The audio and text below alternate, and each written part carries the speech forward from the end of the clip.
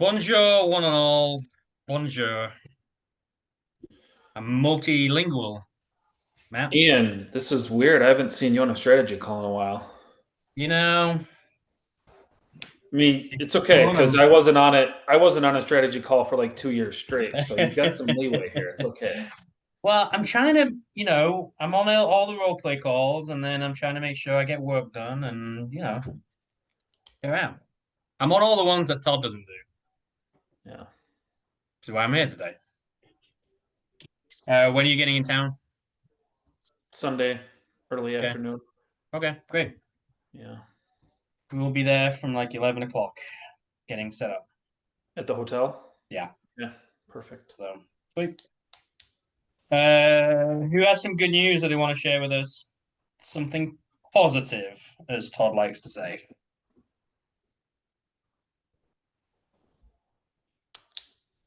I'm in the middle of a fairly intense Chat GPT training. It's you think you know, and then you think you know, and then you just Yeah, keep learning that. Like, yeah.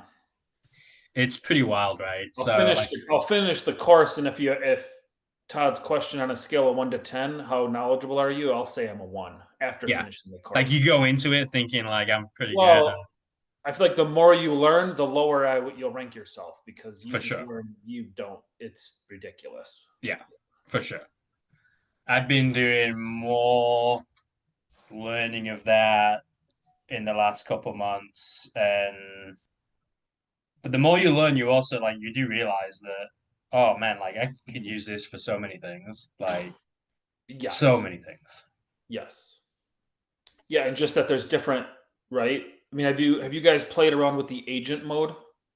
Yeah, yeah. Where instead of it just you give it a command and it gives you agent mode is like every Tuesday at 9 o'clock I want you to do this, or it's Oh so no, I it haven't. does like system it becomes like it's like more, you can tell it to do more like, it can read your emails at a certain time every day and tell you which ones you need to respond to. Like, it's more of like like it does ongoing, it's working for you, versus the standard mode is just like you give it you tell it what to do. And even that's, I mean, I spent 3 days on building foundational building blocks that then you can Yeah, save to the core memory, and then I can say activate step 1, 2, and 3, and stack them on top of each other, and now go do what I want you to do, because that then is going to act as a professional copywriter. It knows me, it knows, right? But you spend, it's insane how deep yeah. level it gets. We use it like we've definitely like had it where it's like I need you to learn who I am type of thing. Yep. And then we've built multiple of our own chat GPTs to Yep. use. And so we use them in the brokerage and we use them for some other things too. And they're so helpful. So So what are some that you guys have built that you're like, hey, this is really useful? So one of the best ones that Todd's got done is a broker GPT. Okay. So we uploaded all of the Texas Mm. contracts. We uploaded Yep. everything we could do so that if we just need a quick resource for something or like just to double check something without having to like go into the contract or whatever, we can use it for that. We've used it for just reviewing things the way it needs to be reviewed to make sure things are in line with contracts and stuff like that, and it can Mhm. just do all of that for us. So that's been a really good one. And then we're doing building one that will hopefully be really useful for regs at some point, where we're uploading all videos and we're uploading past calls and things like that. And we're trying to get it to where it's like, okay, if I tell you what's all in our modules and we upload everything here, if you go into it and say, find me I need to watch a strategy call on blank, then you can Yep. say, awesome, go to March 31st, Yep. 22, and there's a video there for you. So Yeah. that's one that we're trying to get there. It's not there yet, but Things Yeah, I'm like gonna that. try. I was thinking yesterday about it. I'm gonna try doing one, and I don't know if I mean I might play with it in the beginning, just in just normal chat to see if I can get it. But like uploading, because I have like there's like lots of HOAs and covenants and lakes and restrictions. Like uploading those documents and having Yeah. it read it and learn it, and Yep. like, and then it just being a tool where I can just ask it questions like, "Hey, what's the setback in this HOA?" So that's what we did in the broker one. We uploaded every form we could find and Like put it all in there. yeah, it to me that's like, well, yeah, that's a full time position. Charlie Kurt. Sorry, you were I thought I unmuted, was Grady. muted. I thought I was muted. Todd asked me a question. All right. Hey, tell Todd that we're on a strategy call here. Yes, I think that's a great idea.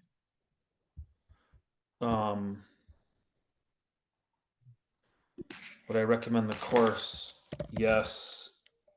I am 6 days into it. It's a 10-day course.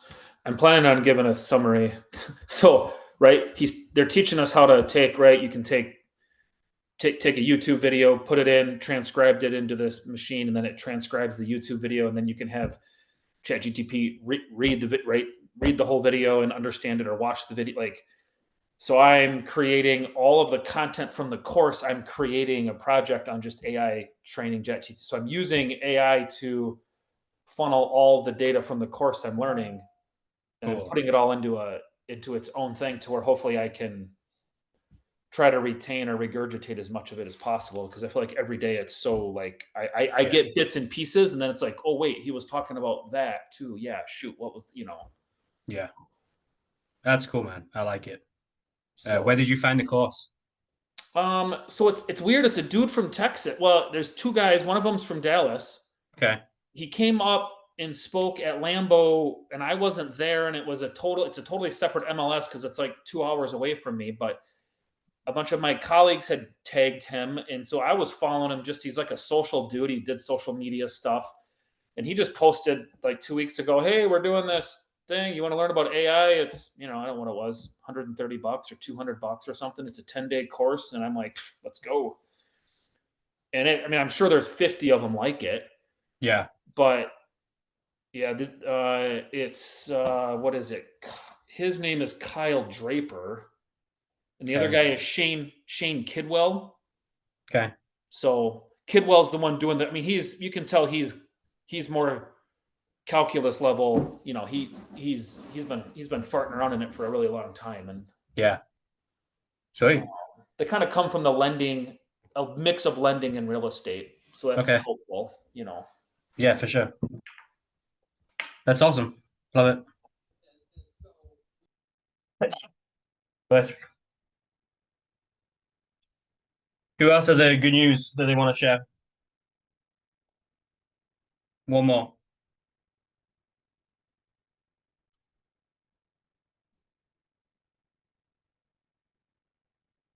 One more. I've got a seller who's been a little bit stressful for me. And at church on Sunday, he was telling my husband how much he appreciates me and how much I've been keeping him calm. So I was really glad to hear that. Nice. That's always encouraging. And that is what you need to go file away in your little me cabinet. Of when things get tough, you can remember those things that people say positive things. So nice. Way to go. Grady, over to you. Yeah. Okay. So Ian and I are going to really kick off with the video. We don't watch videos much in strategy calls, but we're going to be going over preparation and the importance of it, of planning how well it can serve. One, families, but two, your business, your clients, yourself, and all the things. So I'm going to share my screen. We're going to watch a little video here. So this is a TED Talk that I love. It's one of my favorite TED Talks. It's a guy called Tim Urban. You may have seen it, you may not have seen it. It's on procrastination. It's like 12 minutes, I think, 30 minutes. We're going to watch it, and then I want to talk through this, and then we're going to talk through some other stuff on preparation, because I think it's an area that we can all maybe think we're doing really well, and then at the same time, we probably all do really poorly at different times. Example, we have a conference coming up, so we'll talk a little bit about that. But I don't remember the last time we actually watched like a video like this in a strategy call, but I felt like it went really well with the idea of preparation. It's funny. He's really good at speaking. Take it off the screen really quickly, Grady. Who has seen this video before? Perfect. Fantastic. Okay. Let's watch this. It's really good. Pay attention to it. It's good lessons. It will make you laugh, and it's absolutely worth it. Can you hear the audio? No. Good, good. Love that. Okay. Done this before. I can do it again. Who considers themselves good at preparing, or who considers themselves a procrastinator? I'm a procrastinator, 100%. Unless it's something I really want to do, and then I'll do it straight away.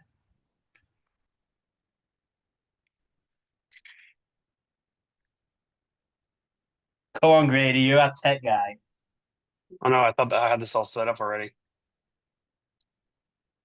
Mm-hmm. Mm-hmm. Mm-hmm.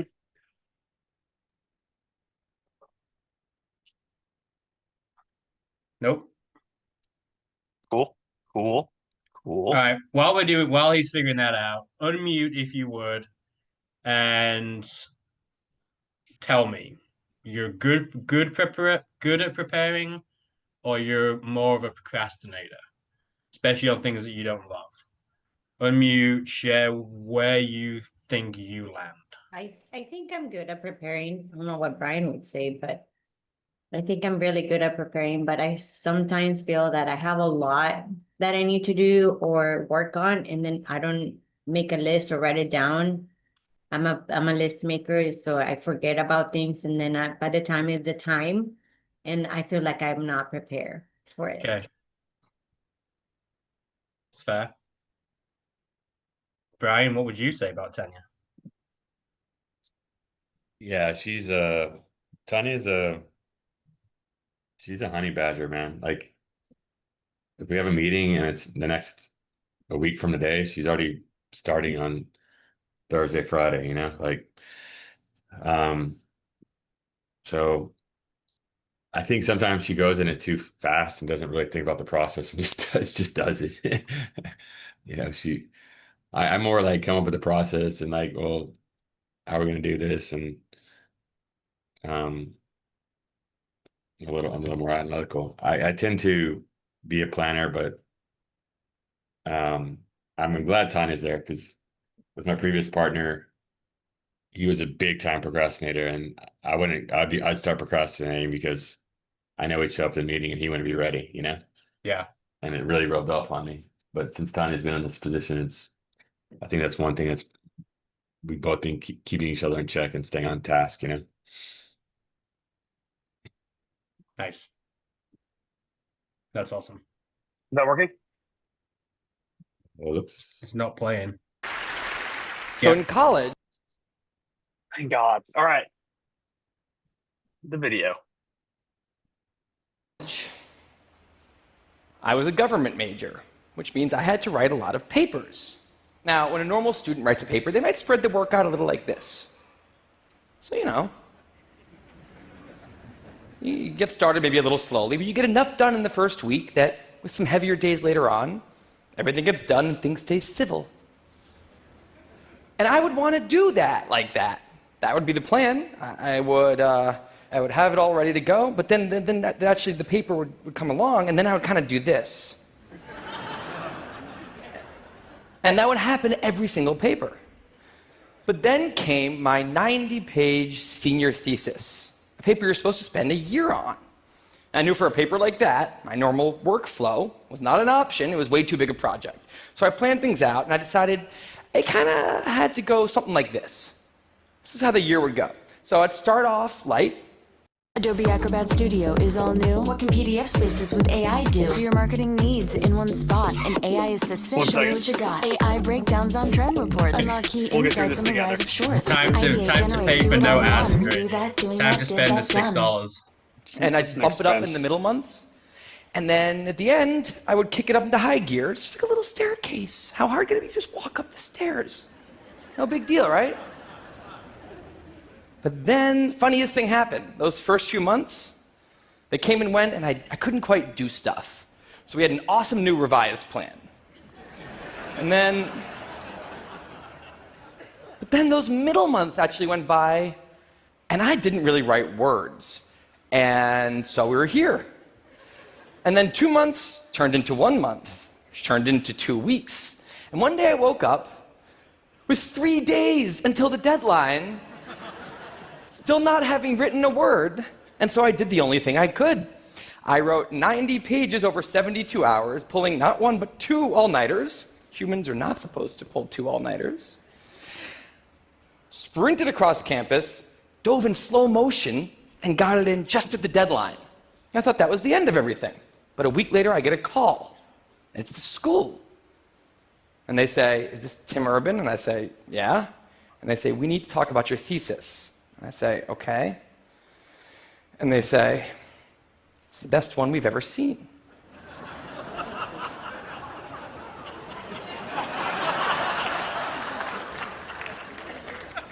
That did not happen.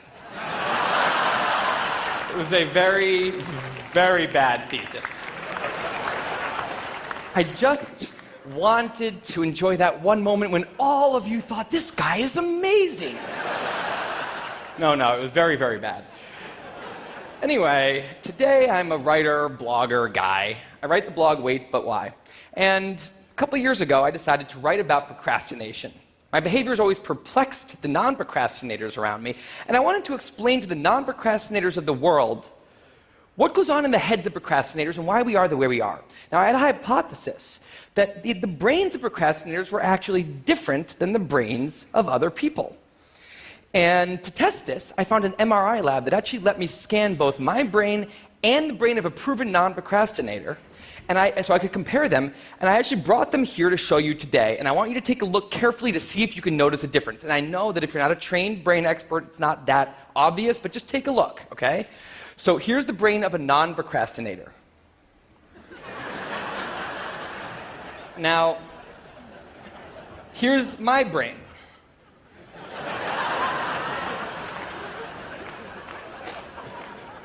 There is a difference. Both brains have a rational decision maker in them, but the procrastinator's brain also has an instant gratification monkey. Now, what does this mean for the procrastinator? Well, it means everything's fine until this happens. So the rational decision maker will make the rational decision to do something productive, but the monkey doesn't like that plan. So he actually takes the wheel and he says, "Actually, let's read the entire Wikipedia page of the Nancy Kerrigan-Tanya Harding scandal because I just remembered that happened." Then we're going to go over to the fridge. We're going to see if there's anything new in there since 10 minutes ago.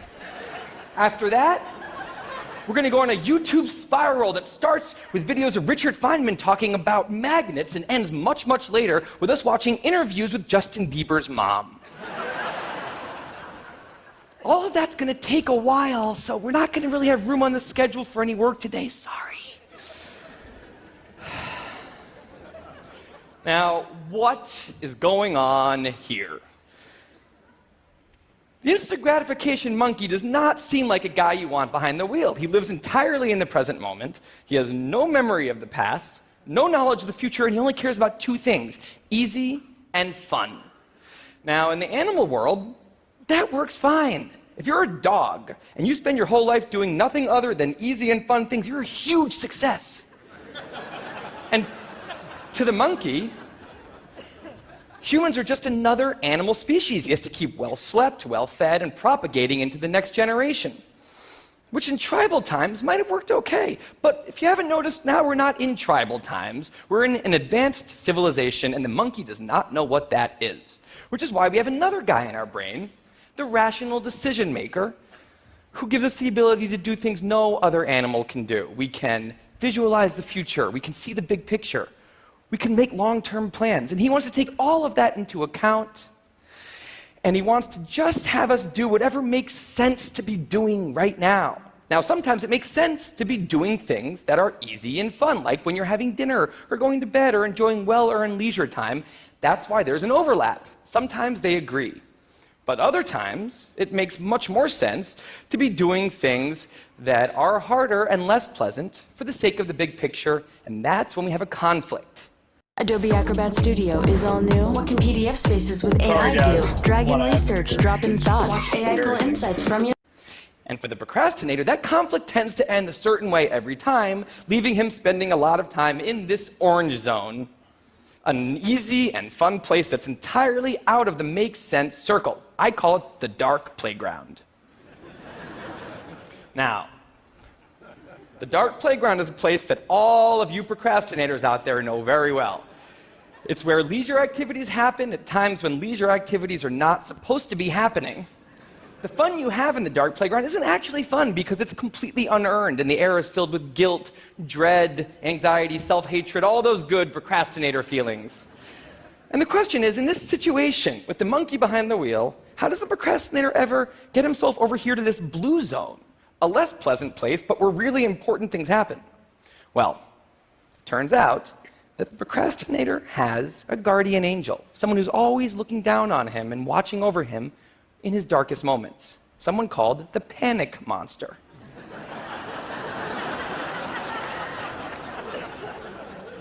Now, the panic monster is dormant most of the time, but he suddenly wakes up anytime a deadline gets too close or there's danger of public embarrassment, a career disaster, or some other scary consequence. And importantly, he's the only thing that the monkey is terrified of.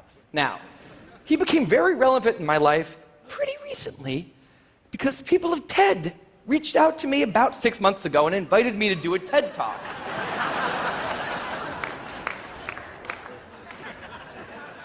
Now, of course, I said yes. It's always been a dream of mine to have done a TED Talk in the past.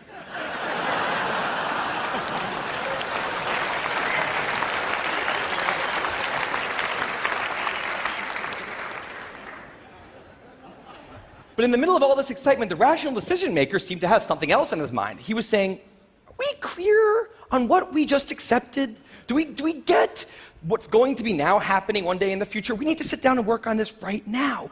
And the monkey said, totally agree, but also let's just open Google Earth and let's zoom into the bottom of India, like 200 feet above the ground, and we're going to scroll up for 2.5 hours till we get to the top of the country so we can get a better feel for India.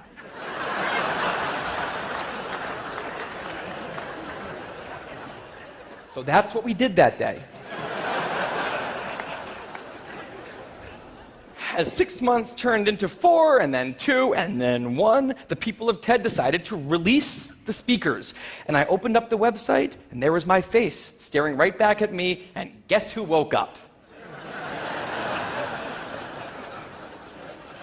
So the panic monster starts losing his mind, and a few seconds later, the whole system's in mayhem.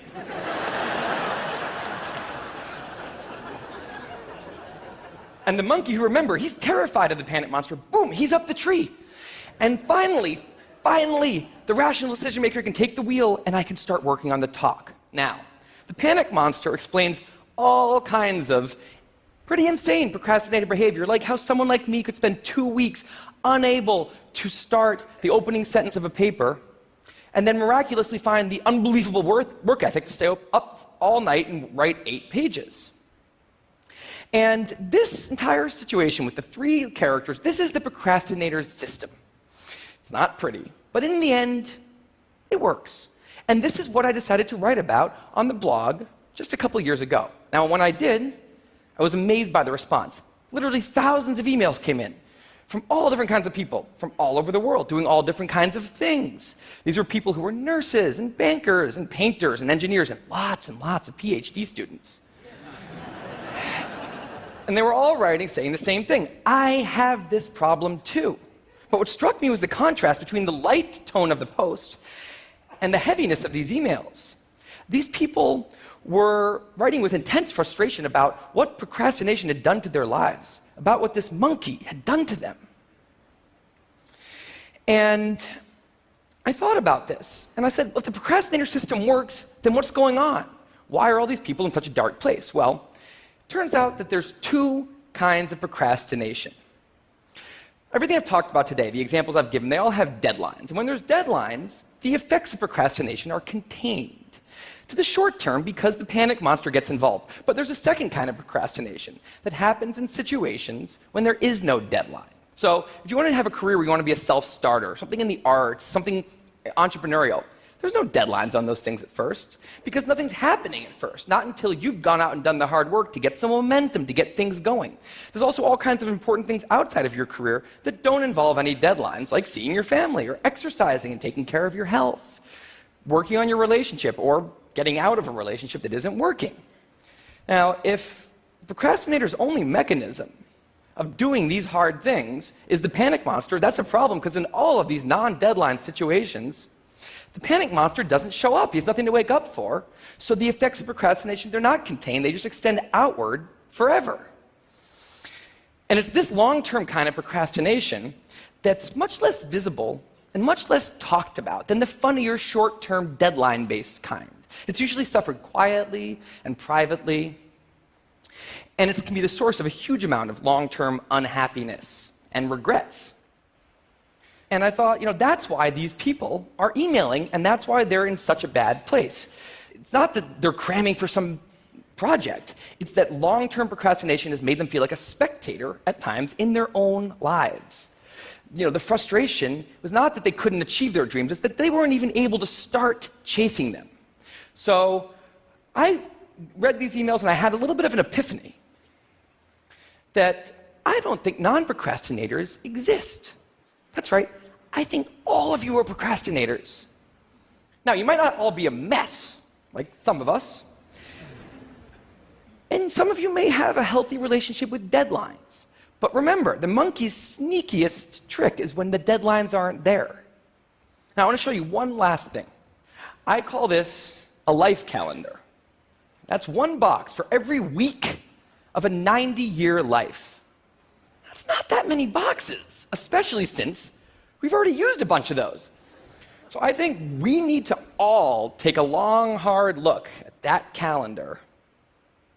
And we need to think about what we're really procrastinating on, because everyone is procrastinating on something in life. We need to stay aware of the instant gratification monkey. That's a job for all of us. And because there's not that many boxes on there, it's a job that should probably start today. Well, maybe not today, but sometime soon. All right. So I love that video. I've used it in multiple situations with people as like hey, does this resonate? Who feels like that resonates with them in any way, shape, or form? 100%. It does. And it was just, for me, it was a sobering reminder of it made me use deadlines a lot. It made me set deadlines for getting things done. It made me use my calendar as a deadline way more, like as a deadline reminder way more. And yeah, it stood out. A couple of you unmute, just kind of what stood out from that as kind of that's me, that reminds me of me, that makes me want to think through something. Just give me a couple of you, give me some thoughts on that. That box at the very end I was like, ugh. Yeah. That really hit. Yeah, for sure.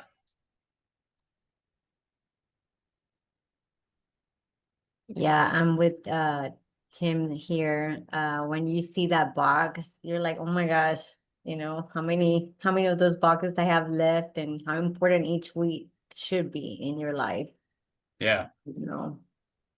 For sure. I just think it's really smart. Grady? Yeah. Let me pull up where I was at. How are y'all, just while we're talking about all this, and we're looking at the conference next week. What are y'all doing this week to prepare for being away from home for 4 days? What are y'all doing to communicate well? Ian, do you want to jump in here? Yeah, let me rephrase the question. Who has done preparation for next week? Okay. Would you unmute and share what preparation you have done for next week? I'm letting clients know, and I'm getting backup basically to cover Okay, for showings. great. Scott? Yeah, I'm doing the same thing. I'm pushing photo shoots into this week. I'm doing as much as I can so I can be at the conference and mastermind completely. I do have backup, but yeah, this week is pretty tight. Okay, perfect. Rich? Similar. I paused any listing presentations after Sunday, so I did one more that I got. We have 3 or 4 of our 5 agents attending. So one of them is going to stay back and be covering for the team. And then I'm taking one of my transaction coordinators to breakfast tomorrow morning to run her through kind of the team's outages next week and asking her for some additional support. And then time, inspections and other things that we have in flight, part of it by luck, part of it by design, to really not have any major deadlines happen Monday through Thursday next week. Okay, cool. Who else? Now let me ask you a different question. All 3 of those answers were to do with clients and client expectations, which is an absolute must. Who's prepared for themselves for what they want to get out of the conference and out of Mastermind? So what does that look like, Rich? So I'm still working on the exact details, but a big part of it is going to be my team model, payment structure, and how can I do things differently in 2026 that really tap into our strengths. And I've said this before, but how do we deconstruct the entire experience and then put it out in an assembly line and then assign the tasks and roles to the people who are strongest in those different areas? It sounds simple to say, but it's very difficult to design from a comp standpoint when you're juggling between not being a broker, 1099, W-2. There's just a lot of details that go into it. And then you don't want to incentivize people kind of dragging their feet. So it's tough. And so I'm trying to figure out a way to bring that next week with a clear ask and very actionable takeaways based off what I bring to the table. So it's still being worked on, but that's what I've been working on for the past few weeks. Have you spent time with your agents helping them to prep for the conference so that they can get stuff out of it? Yes. What does that time look like? What have we been doing? Or yeah. Like what advice have you given them, or what's some of the examples they've given you of like, yeah, I want to make sure I get this out of it, or yeah, it's been framed in more of, and this is how I've always operated, but they've not all been with me this entire time. We do the next year coming up, we do planning in September, October. That's when we start planning for the next year. Yeah. This is what's kicking that off. Okay. And this is a part of the major investment we're doing as the team to ensure that you are successful next year. And you need to think about how to do things differently, because most agents in our market are not having success this year. Our team fortunately is. And so if we continue to measure ourselves against what success looked like previously, we won't be leading the market next year. So the reason to get out of our market, out of our brokerage, and be around a bunch of other people is so we can innovate, we can learn from the best, we can generate ideas off of what other people are doing, and most importantly, prioritize what we want to then bring back and implement into the team. Got it. Cool. I love all of that. And then making sure that there's time set aside shortly after, right? I mean, within the next week or so to unpack everything and get it, We already actionable stuff. have days and stuff designed into our weeks for things Sweet. like this. So it's just going to plug right in. Sweet. That's awesome. Who else has spent some time preparing for next week for business and personal stuff? Justin, go ahead and unmute and share. Yeah, we had a meeting last week and kind of broke down like what next year's going to look like with Terry not being here. But we also kind of wanted to talk. We kind of have went through, and Terry kind of has one question for each of us that we want to take away from the conference, because as we all know, there's so many really good ideas that come from this conference. You just cannot chase every single squirrel. So you're like, what do we have? Each of us have 3 questions we want to have answered for our business, to have at least answered or have conversations with other agents at the conference, to just kind of make sure we're moving forward, and how maybe someone's doing something a little bit different than we currently do it, or could be doing it differently. So yeah, can you share? Would you mind sharing like what well, like one of for those us, is maybe? we kind of have turned off the pay-per-click. In one of my coaching calls with Todd, it was we need to be the people that, if we want to attract agents that want to hustle enough to make calls, then we need to be doing that. So we're going to be starting back up our pay-per-click. So one of our questions is we just want to talk to as many agents and see, who are they using for pay-per-click? Who are they, what success have they had? Because we did Asterisk and it was not fantastic at all. So, but I know what's his name in Chicago and Florida, Al, he loves Asterisk. So, we kind of want to see, does it make more sense with Real Geeks, just keep it all simple, or other people and what they're using, right? That's just like one of them. The other one is, what, like probably, and this would be one for me to pick DM's brain, right? Like I like to see her calendars of all of her insane client events that she does every year for every different group. I don't know how she even keeps it all straight, but that's, for me, that's something I want to try to build, because that's a really good business model for what I'm trying to do, because she's already done it. So things that I could incorporate that she's doing. So those are like my couple things. Great. Love it.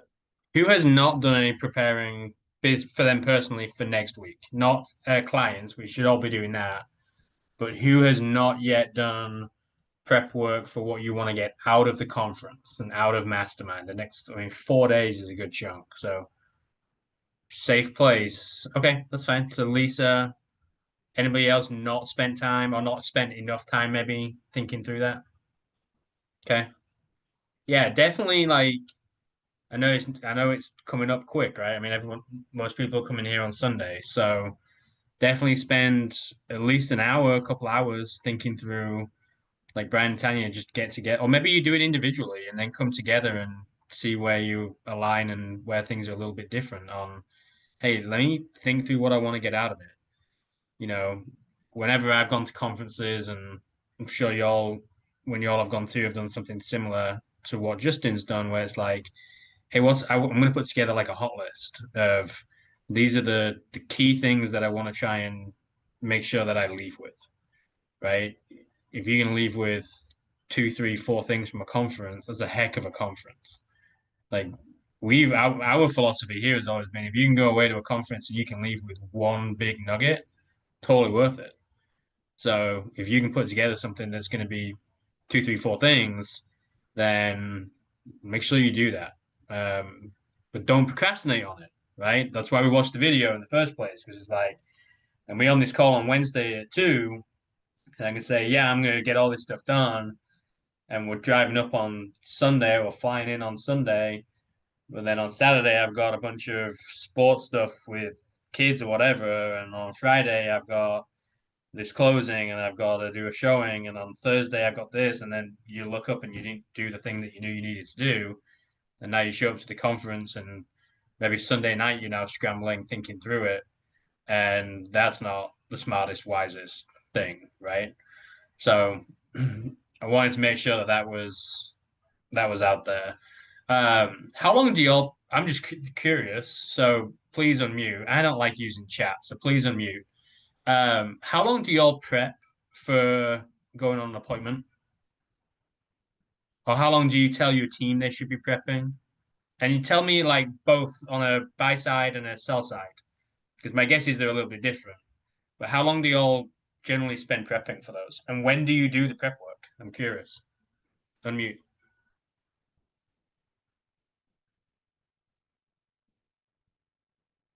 That Between completely 2 depend to 4 on. hours. Oh, Sorry, Rich and then Brian. Go ahead, Rich. Would say anywhere between 2 to 4 hours, depends on the circumstances. On the buyer side, it's a little bit faster, especially if it's in a market I'm very familiar with. On the listing side, what takes me the longest is really just digging into the data and figuring out kind of what our pricing strategy needs to be. Our marketing approach is, I won't say it's boilerplate, but it kind of is. It's really effective and we do a really good job. But 90% of what we do for each listing is the same. Yeah. But I would say 2 to 4 hours, and I'll typically try to do it 1 to 2 days before. Like obviously, I'll work on it a little bit over time just to make sure I don't have data that's impossible to find. But I like to do it as close to the appointment as possible. And the reason I'll do it 2 days early in case they move up the appointment, hey, can we do this Thursday versus Friday? I want to be ready to go. But I want to be like super familiar with the nuts and bolts.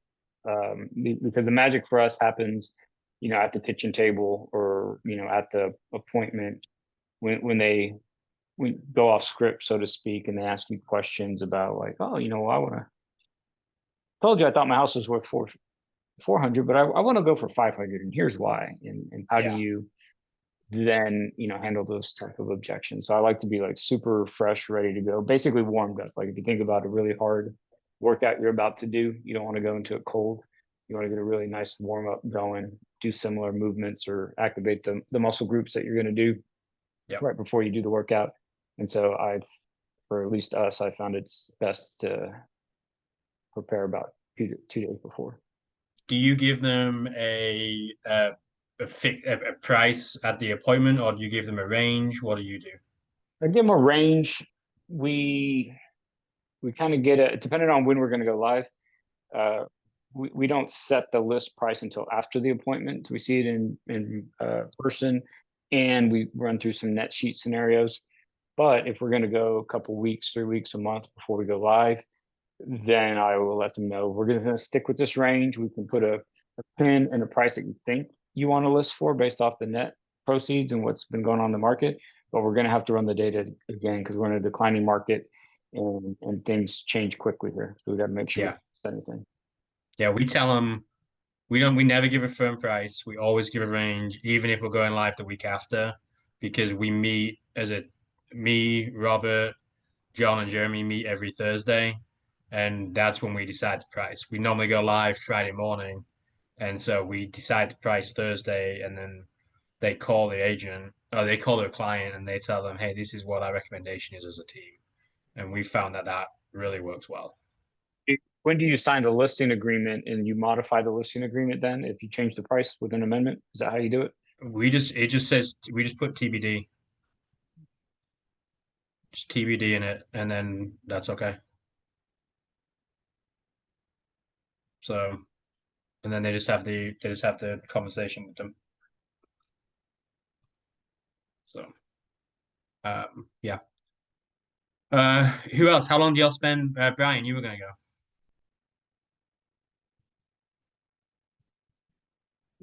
No, I mean, it kind of depends. If it's just more of your cookie cutter situation, probably an hour for sellers and 30 minutes for buyers. But, more complicated situation that's a little not your standard, we're obviously going to set more time aside. If it's going to require more feasibility and so forth, something that we're not accustomed to doing as much. Yeah, no, that makes sense. I think that's probably more like what we are, but we're probably 1 to 2 hours at the most. Yeah. If it's like a really, really complicated one that's just super wonky with no data, like those are the ones that take longest, not super unique, but Yeah, it's just all dependent, but you know, a standard one, and we'll kind of know the situation and have the data. But Yeah. For Tanya and I think it's not so much typically planning on, you know, what we want to learn at the conference or so forth. It's sometimes just having the time to reflect after the conference, especially like on this one. It's longer. Like we're going 4 days. It's supposed to be like 2 days, and Yeah. and with having kids and stuff, and then like I'm already slammed the Friday we get back, you know. So Yeah. that, and Your best time to reflect is going to be while you're here, right? yeah, it's just kind of like, and we tend to do that a lot. And when we have shorter conferences, we've been trying to tend to stay a little like a day late so that we can have time to reflect. But this time we can't do that with the kids and being gone that long, you know. Yeah. But I think that's our hardest thing. Maybe the week after we need to set some time, you know. Yeah.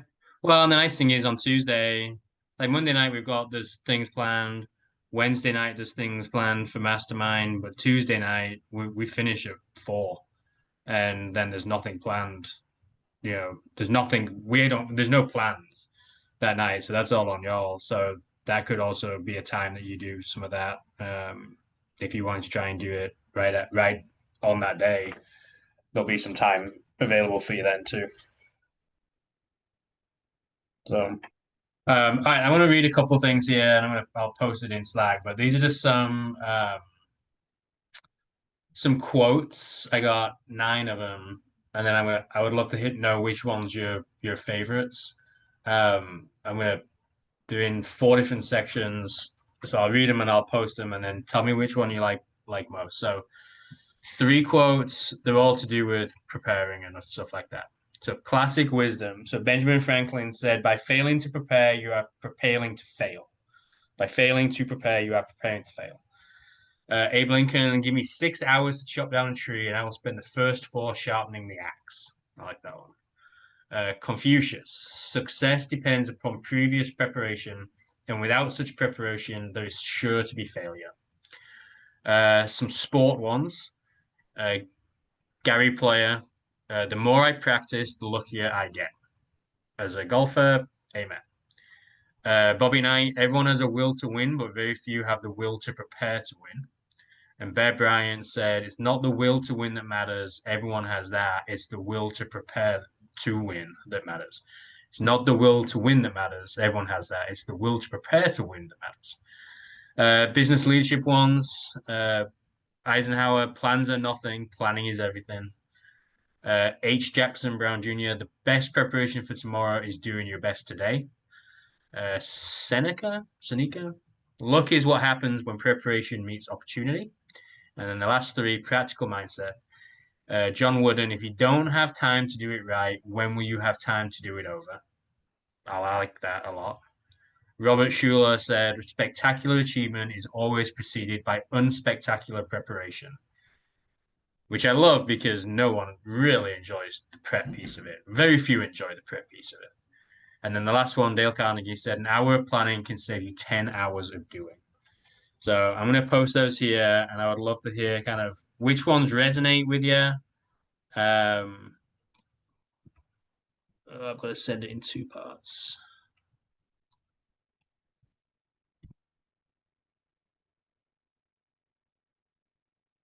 There we go. It's the last bit. So which one stands out? Which ones resonate? Why? Unmute.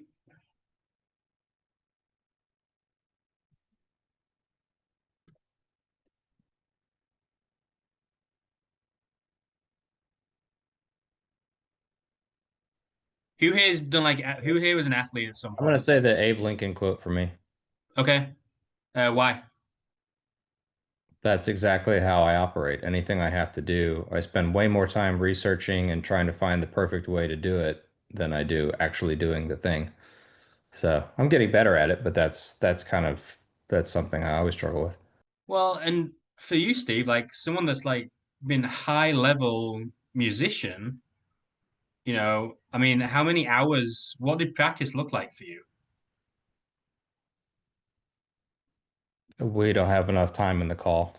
But right? I mean, 10, 8 to 10 hours a day Yeah. of really How intense. how monotonous did that become?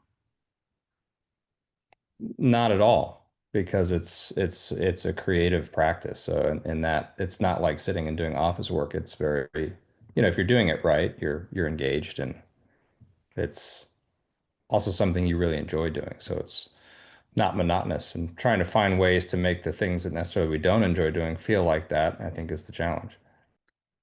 Well, I'd be curious to know your thoughts because my son plays trumpet in middle school, and he probably spends 30 minutes a day right now practicing, like when he gets home from school, and he's trying a new scale right now, and he just can't quite get it. Like he keeps missing on like one note, and it's driving him absolutely insane. And like his level of frustration, and I keep having to make him take breaks because he keeps trying to just go, go, go, but then he keeps making the mistake, and then he gets more frustrated. And I'm like, you need to go and like get out of it, go shoot some ball, go play basketball for 10 minutes, come back, and then try again.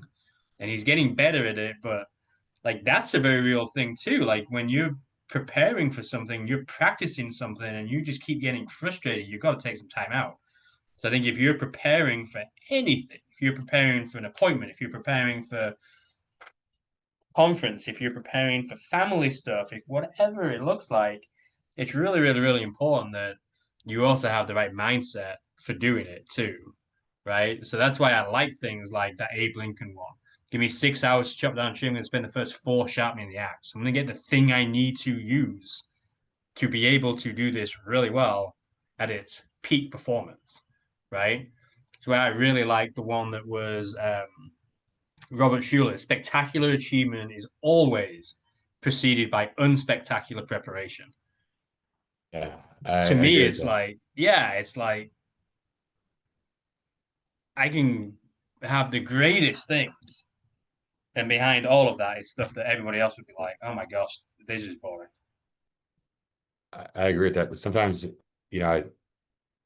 I was a mindset. I always would over prepare. Like when I would do radio, obviously initially I was really nervous about doing radio and doing a spot, and I would just do research upon it. I mean, I'd spend a whole day doing research, for a Yeah. 10-minute spot, Um, and you never knew what angle the guy interviewing was going to go, and then he might go in a completely different way, and then you'd feel unprepared, like, holy crap, like he asked a question I didn't even think about, and you're almost too structured. Like, hey, I should have been, I know the data, I know the market, I know whatever, and be a little bit more flexible because they'd ask a question that you weren't thinking about, or you'd run through 1,000 scenarios in your head, and then he went in a scenario that didn't go your way, So it's like you got to be a little bit flexible. I feel like if I over prepare for presentations or something like that, then it almost becomes a mind trick with me, and it's like, I got to work too. I can't just be doing Yeah. research all the time.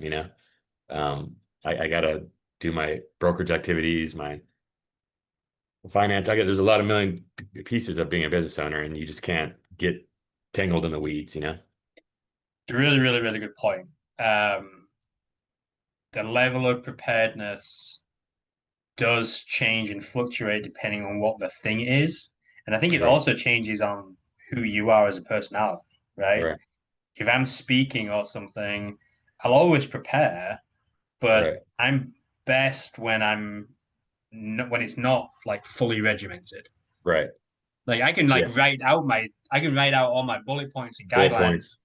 and things like that, and I'll run through it. Like if I Right. know I'm doing like when I've spoken in front of pastors, whatever, like I'll run through what I'm going to say, but I don't have it like line for line for line written out.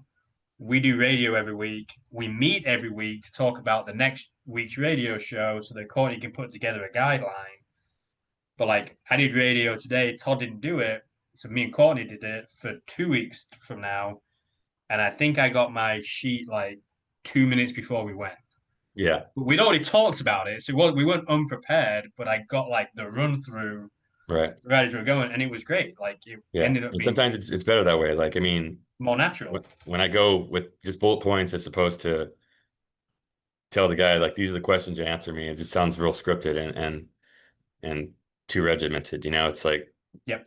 It's gotta be more natural. I think it's the same thing in anything. In a listing presentation or buyer presentation, you got to be able to go with the flow, and you don't know what direction it's going to go. Yeah, for sure. No, that's great. All right. Well, hopefully this was like valuable. Hey, Grady, would you drop the link to that YouTube clip in here? Oh, you already did. Okay. Yeah, it is. So yeah, use that video. I think it's super helpful. I think it's a good video. I mean, it was 9 years old, and I think it's so relevant. But get you prepared, get some prep time in for the conference, figure out when you're going to be able to review everything and download everything afterwards. Don't just like say, I'm going to do it. Put it on the calendar. Make sure you stick to it. So we're super excited for next week. We're doing final run-throughs of everything. We've already had one today. We're doing another one tomorrow, kind of final one tomorrow. I'm not sure what time everybody's getting in, but we'll be there from like 11 o'clock on Sunday getting set up, and then registration opens at 4. Come down. We'll have a bar open. We'll have some food and stuff out there for everybody, and then that'll be there from 4 to 6, and then we'll get rolling. Monday morning, doors open at 8:30. If you don't make registration on Sunday, then we'll be open from 8 o'clock on Monday for registration. So we're pumped. I'm excited personally to see everybody. This is one of our favorite things we do. We've never done it for 4 days, so extended time with everybody. What a joy for all of us. We will see you all next week. I'm excited. We'll see you then. Later.